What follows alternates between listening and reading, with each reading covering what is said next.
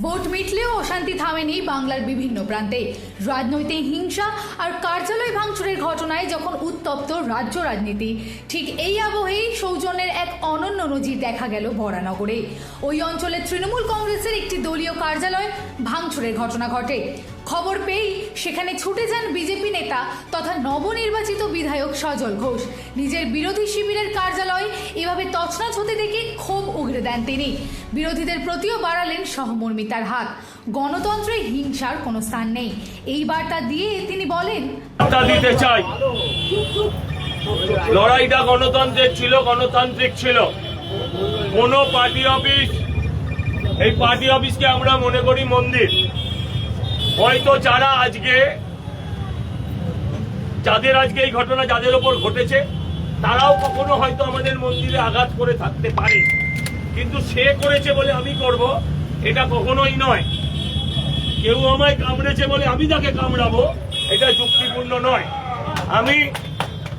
আমি আপনাদের মাধ্যম দিয়ে, আমি এই ভিডিওর মাধ্যম দিয়ে আমি ক্লিয়ার বলে যাচ্ছি, আমি প্রশাসনকে অনুরোধ করেছি, আমি প্রশাসনকে অনুরোধ করেছি, কড়া হাতে এই ধরনের কাজ দমন করা হবে, দলমত নির্বিশেষে। মানুষ ম্যান্ডেট দিয়েছে, মানুষের ম্যান্ডেটকে সম্মান দিতে হবে। পার্টি করার অধিকার প্রত্যেকের আছে, কিন্তু কারোর পার্টি অফিস আমরা ভাঙবো না। কারণ পার্টি অফিস ভাঙার জ্বালাটা আমি জানি, দরজা ভাঙার যন্ত্রণাটা আমি জানি, আমার কর্মীরাও জানে। আর কালকে দুপুর 12টার পর থেকে যারা বিজেপি হয়েছে তাদেরকে আমি সাবধান করেছি, এই ভিডিও দিয়ে তাদের আমি পরিষ্কারভাবে সাবধান করি, আমার থেকে খারাপ কেউ হবে না।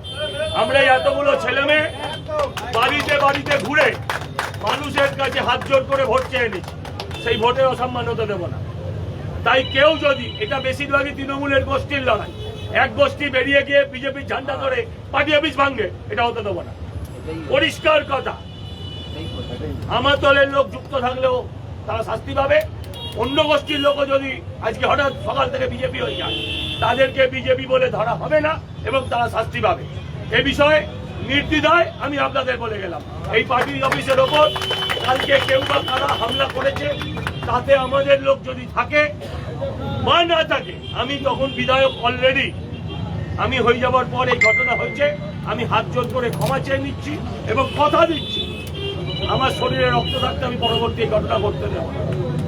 সবার রাজনীতি করার অধিকার আছে এবং থাকবে।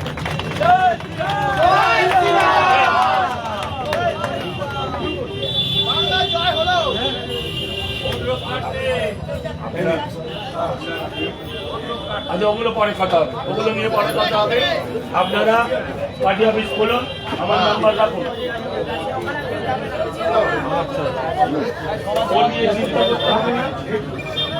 আমি আছি,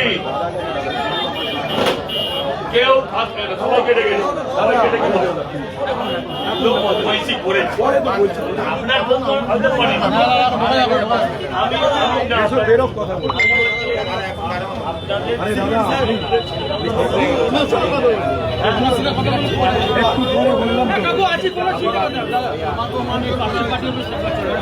আচ্ছা যাচ্ছে।